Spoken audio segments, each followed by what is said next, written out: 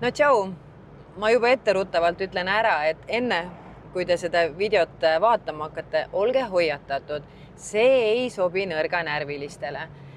Sest see, kuidas üks naisterahvas hakkab AI abil endale offroadi autot ostma. No see on ikka päris rets. Olgem ausad, mulle endalgi on veits piinlik, et ma sellest üldse räägin, et kuidas ma nii kaugele oma asjadega jõudnud olen. Aga noh, enda üle tuleb ka osata nalja teha. Ja kui sul on ikka nii suur valu ikka sinna offroadile minna, siis no mida sa teed? Aga vähemalt äkki lõpeb see lugu õpetlikult. Hästi, mine sa tea. Kui keegi oleks mulle mõned kuud tagasi öelnud, et ma hakkan otsima endale päris offroadi autot, siis ma võib-olla oleks teda natukene sellise kahtlase pilguga vaatanud, sest et ma ilmselt ei oleks uskunud seda. Samas enda puhul ma ei üllatuks enam mitte millestki. Sest tõesti ausalt öeldes ma ei teadnud varasemalt sellest offroadi maailmast suurt midagi ja alles mõned kuud tagasi käisin ka oma elu esimesel offroadil Liivahiir 2026, mis oli siis ringraja formaadis toimuv offroad ehk siis 2 tundi aega ja sõida siis kogu aeg ringi ratast. Tol hetkel oli eesmärk hästi lihtne, auto tervena finišisse tuua ja justkui üks hea videolugu sellest kokku monteerida. Siis minu puhul piisas kõigest ühest sõidust ja pärast seda ma juba teadsin päris täpselt, millal, kus on järgmine offroad. Seda nii siis ringraja formaadi omadest kui ka seda nii-öelda päris seda offroadi, kus sa ikka lähed 10 tunniks metsa ära ja sul on erinevad katsed. Aga kõige hullem on see, et kalendris järgmine võistlus oli suurmaasturite suvesõit ja mul loomulikult oli kange tahtmine sinna sõitma minna, sest seal oli selline klass nagu seiklus, kus sa võisid siis oma tavalise maasturiga nii-öelda sõitma minna. Reeglid hästi lihtsad. Sul on, ma ei mäleta, palju neid katseid on, 10 tundi on aega need läbida, iga katse peal on teatud hulk punkte, mis sa pead ära noppima ja selline have fun. Aega ei võeta, kohti ei jagata, selline tõeline selline äge nädalavahetuse veetmise vorm. Aga selleks, et sinna üldse saada, oli mul väike probleem. Nimelt, mul oli vaja autot, mida mul ei olnud. Sest suurel maasturite suvesõidul selle sama Wrangleriga, millega ma sõitsin Liivahiirt, läks sõitma Karel Piiroja ehk siis Vampiiroja. Ja samamoodi seikluse klassi ja ma ei saa ju kuidagi nagu lasta seal juhtuda, et tema läheb sõidab ja mina ei saagi proovida seda offroadi värki. Aga kuna minu teadmised sellistest offroad autodest olid umbes samal tasemel nagu paar kuud varem minu offroadi kogemus ehk siis 0, loomulikult ma tean Defender, Land Cruiser, Jimnid ja sellega põhimõtteliselt mu teadmised piirdusidki. Aga mis seal ikka, siis tuli võtta appi sõber AI. Hakkasin talle ette söötma erinevaid kuulutusi. Nii pakkusin talle erinevaid Jeepe, Toyotat. Vahepeal käisid hullupöörasena läbi ka diskod erinevad. Põrgatasime kas bensiin või diisel, milline nelikvedu, mis mootor, mis kast, mis võib katki minna, kas see hind on normaalne. Ja üsna kiiresti muutus olukord selliseks, et AI oli korraga mu mehaanik, automüüja, ma ei tea, kes iganes sõber, kes siis ütles, ja, see tundub väga hea mõte ja see ei ole nii hea, vot sellega oleks sul sinna suurele maasturite suvesõidule mõistlik minna. Loomulikult tagant järele mõeldes ei ole see kõige turvalisem kombinatsioon. Mina täiesti läbi lõhki nakatunud offroadi haige ja siis AI. No, saab olla veel hullem kombo. Esimene auto, millesse ma võib-olla piinlik tunnistada, aga ära armusin, oli Jeep Grand Cherokee 5,9 liitrine limited. Ja see ei olnud nagu lihtsalt mingisugune vana Grand Cherokee. See oli ikkagi 5,9 liitrine Magnum V8, 245 hobujõudu. Ja mudel, mida toodeti ainult 1 aasta. Ja neid tehti vist veidi üle 14 000 ning oma aja kohta peeti seda üheks maailma kiiremaks linnamaasturiks. Ja kõik asjad, millel on juures lugu, on minul kohe luhtitad rahakoti raudasid, sest mulle tohutult meeldib, kui asjadel on mingisugune ajalugu või mingisugune kihvt lugu. Mõistusega saad aru, täiesti ebavajalik.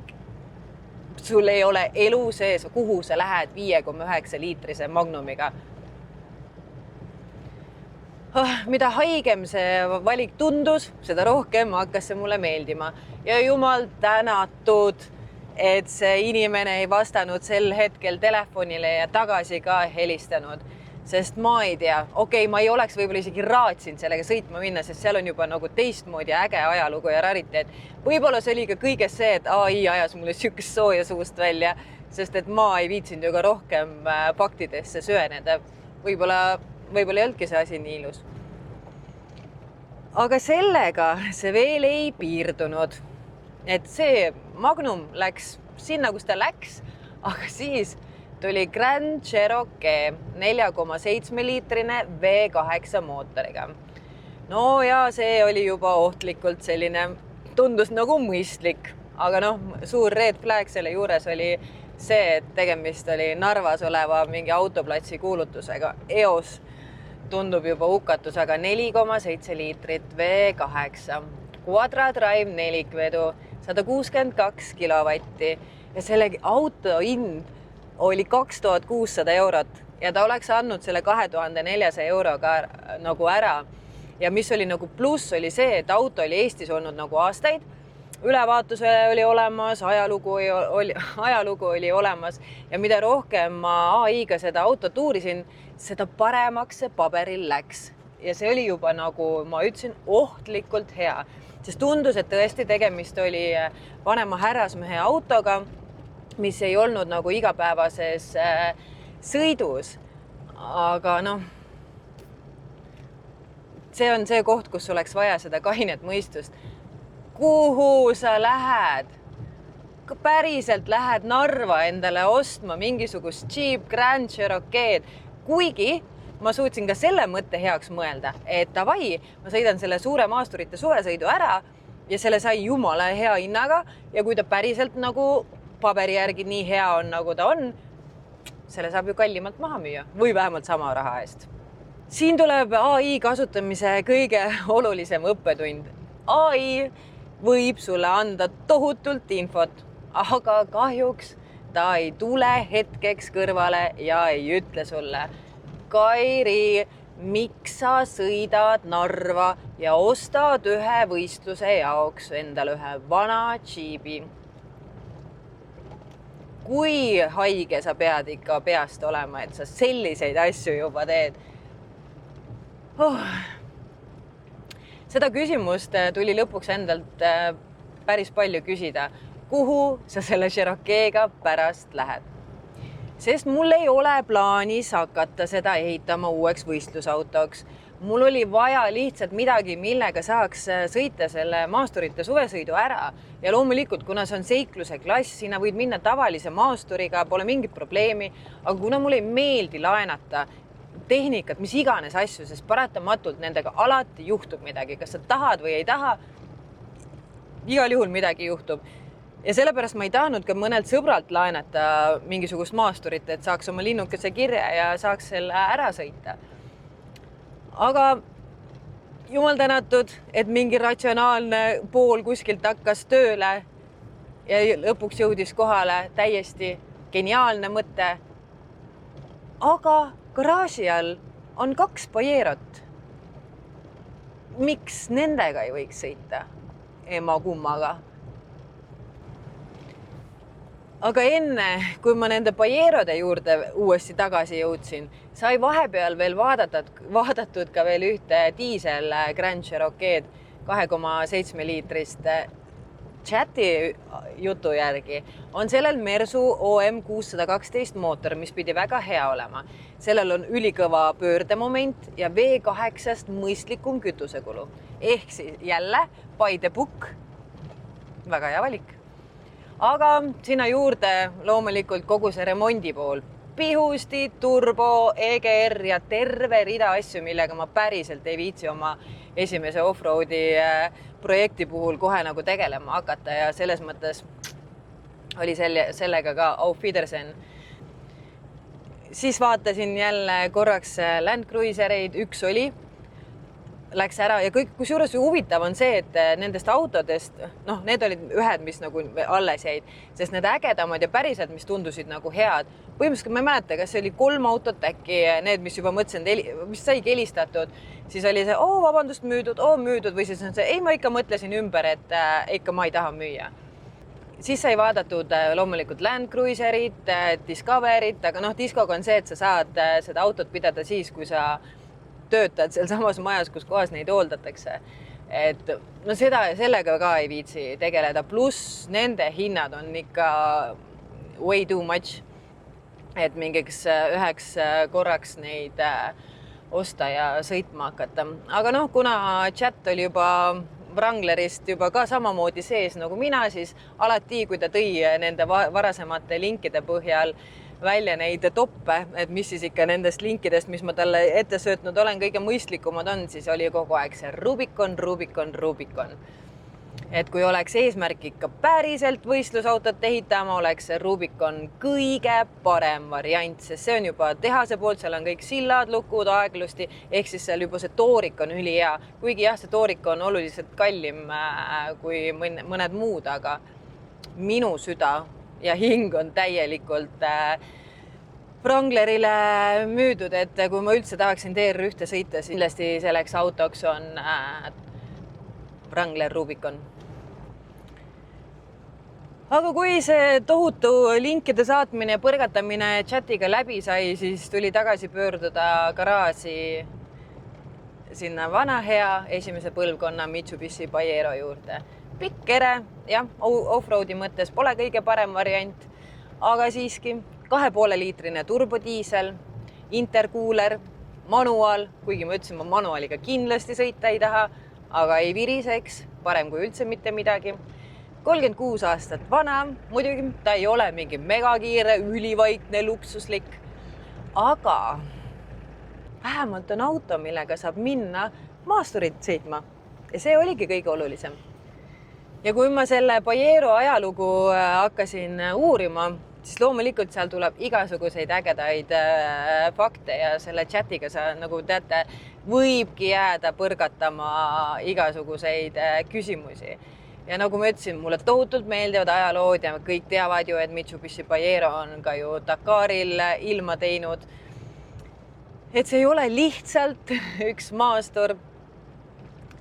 Ja siis ma vaatasin seda chassis koodi L149G ja ma ei tea, mis asjad seal kõik olid.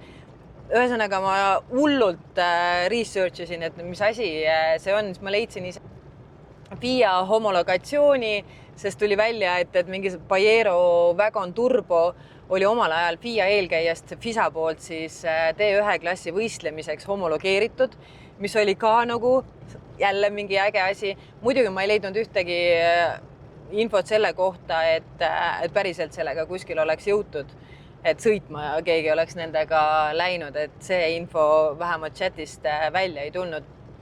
Aga kui see mudel oli ametlikult tunnustatud ja selle põhjal sai ehitada rahvusvahelistele maastikurallidele vastava võistlusauto, siis jälle sellest loost ju mulle piisab. Muidugi meil ei ole see sama, aga ikkagi lugu on lugu ja lood minu puhul töötavad.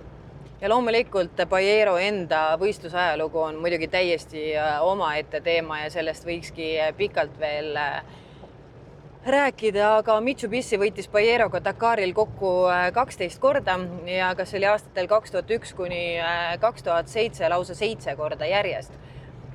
Ehk siis Pajerost sai üks Dakari ajaloo kõige edukamaid autosid. Nii et mis saab olla kehvem variant, kui esimese off-roadi tegid Dakari äss istus kõrval ja teise auto teed Dakaris tuntud hea, kindel, vana kool Pajero. Ja loomulikult ma hakkasin vaatama, et kes siis naistest Pajeroga Dakaril sõitnud on ja esimese nimena, mis mulle chat leid, ma pean siin vahepeal käiku vahetama. Ja siis loomulikult kõige kuulsam nimi oli Jutta Kleinschmidt, kes siis esimesel aastal võitis Pajeroga kogu Dakari üldarvestuse ning temast sai siis esimene naine, kes Dakarit võitnud on. Jälle lood klapivad, auto on olemas. Nüüd on ainuke küsimus see, et kas selle autoga ka ülevaatuselt läbi pääseb. Kõige hullem on see, et meil ei ole enam väga palju aega jäänud. On neljapäeva õhtu ja kell on juba 6 saanud ja meie Mitsubishi Pajero ei ole valmis, et startida homme suurele maasturite suvesõidule ja mul on nagu mega kahju, sest viimasel hetkel sai siin radikad vahetatud, veel nipet-näpet tehtud, et tegelikult on nagu nii vähe veel teha, et jõuaks põhimõtteliselt homme veel ülevaatus ära teha. Et kui homme ülevaatuselt läbi saab ja jõuab selleks ajaks kõik asjad korda teha, siis on võimalus starti minna. Aga kui me sellega ülevaatuselt läbi ei saa, siis on kriips peal. Aga mõtlesin, mis ma siis teen, et sai ostetud erinevaid vahendeid, et proovida seda armatuuri siin puhtaks saada. Võtsin tolmuimeja ja tegelikult veits värvi ka, sest et see taga on nats roostes ja ma mõtlesin, et see vana hea värvituuning ikka aitab, kuigi ma saan aru, ja me läheme off-roadile. Et see on vähe teine teema, et seal on hetkega kõik mustad, aga kuna me lähme sõitma seda seikluse klassi, mis on veits laadnam, siis ikkagi ma tahaks auto korda teha, puhtaks kasida. Ja siis, ma ei tea, kui off-roadi jumal minuga on, siis ta teeb kõik selleks, et homme ülevaatuselt selle Pajeroga läbi saab ja ma saaksin lõpuks ometi minna ja proovida seda orienteerumist.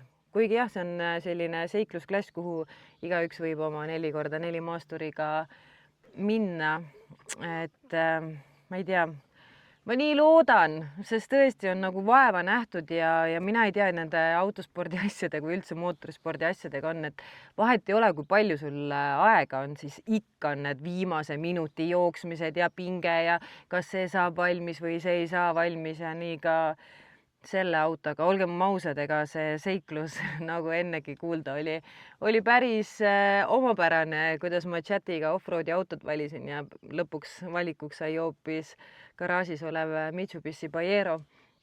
Aga mis seal ikka, mis me siin pikalt lobiseme, et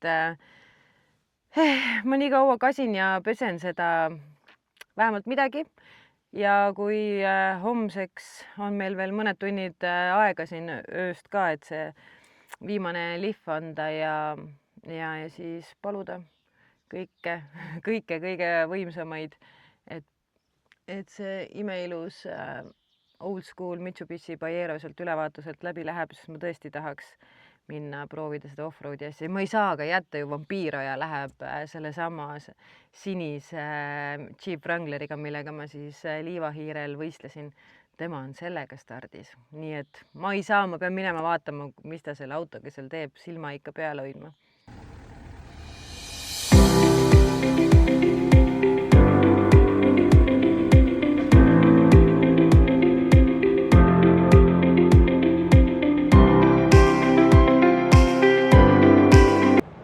Ühesõnaga kogu selle pika loo võib-olla kokkuvõte ongi see, et ma ei tea, kuidas sellest hullusest lahti saab. Te võite kirjutada siia video alla mingeid soovitusi, kuigi tegelikult pole vaja ka, sest et ma päriselt ei taha sellest lahti saada. Mulle tõesti väga meeldib. Ja pigem oleks vaja mõelda ikkagi selles suunas, et kuidas see Jeep Wrangler Rubicon enda garaaži saada. Sest jah, ma saan aru, üks asi on autot osta, tundub nagu jube lihtne, aga tegelikult saad ju aru, vahet ei ole, kui heaks sa selle endale mõtled, et sellega käivad ju kõik juures. Sa pead hakkama hooldama seda peale igat võistlust. Võistluse osamaksud, võistlusele minemised, kärud ja kogu see pull. Just said nagu jala sealt ralliautost välja ja nüüd oled kaelani mudas. Aga samas seal on väga hea olla. Ja kohe-kohe on tulemas klapperijaht. Aga õnneks ma selliste lollustega nagu kuskilt Narvast autot otsima minemisega rohkem tegelema ei hakka. Et see raha oleks mõistlikum kõrvale panna ja see Jeepi Wrangleri peale kulutada, mitte mingi suvaliste Narva Cherokeedega. Aga jah, mis seal ikka? Kuidas meil läheb suurel maasturite suvesõidul, sellest juba järgmises episoodis.